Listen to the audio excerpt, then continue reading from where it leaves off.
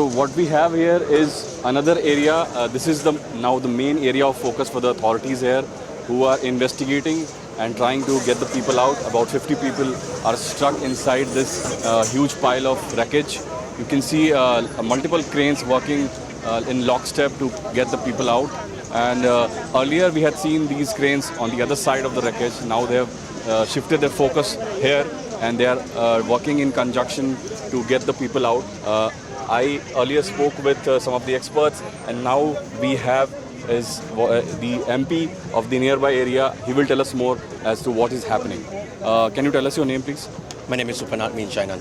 And you are the MP of the neighboring area, right? Yes. So why is that the focus has now shifted to this area? Could you tell us, please?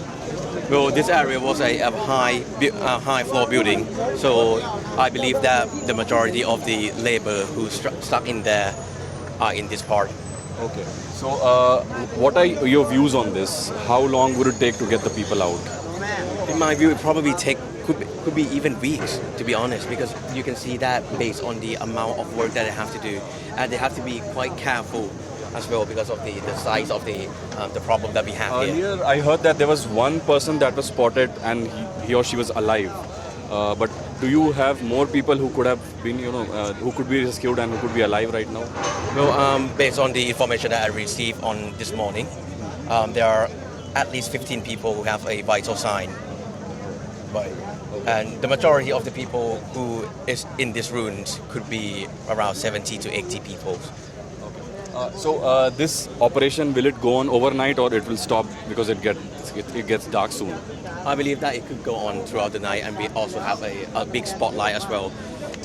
So you have to understand that the officer have to compete with the time. Therefore, I don't think that they will stop at any time. They will have to keep going and try to find whatever is left. Right now, I've seen multiple teams are working in conjunction to get the people out. How many people are actually involved in this operation? Well, I'm not sure, to be honest, but it takes quite a lot of many people there. Thanks a lot for speaking with us. So what we have is the latest is that 15 people could be trapped and they could be alive. Just now we heard from the MP of the adjacent area. He says that at least 15 people have showed vital signs. Earlier we heard that it was just one person. So that's a significant development, and you can see that many volunteers have also been coming in and trying to help all through this while when this operation has been going on. And it's been almost 30 hours now ever since this tragedy occurred. Since the morning today, not even one single person has been pulled out. I've been here since morning, and authorities have now, as I mentioned earlier, they have now shifted the focus to that area. That is the main focus area right now, and I'll show you how it's being done here. The level of cooperation between people here is quite astonishing as to the volunteers have been pitching in from all over the country. They have been giving people aid, food, water for free for the whole day. And it's not just that the people have to approach these volunteers to get them. The volunteers themselves go to the people and get these things distributed. So that is what has been going on here. You can see all of these things are here. These are arranged by the volunteers here, and they have been distributing it throughout the day. It has not stopped.